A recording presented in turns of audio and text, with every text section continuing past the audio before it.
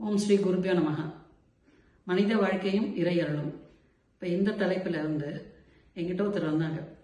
எனக்கு எல்லாத்தையுமே ஒரு ஃபெயிலியர் மாதிரி ஃபீல் பண்ணுறேங்க.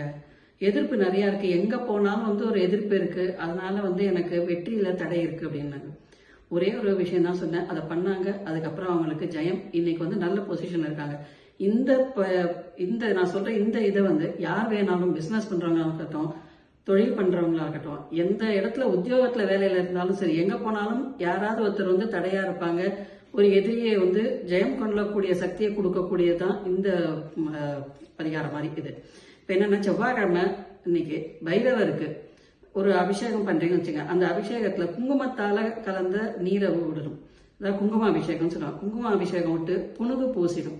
புனுகு பூசிட்டு சாதாரண எலுமிச்சம்பழத்தை அங்க நைவேத்தியத்துக்கு வச்சுங்க.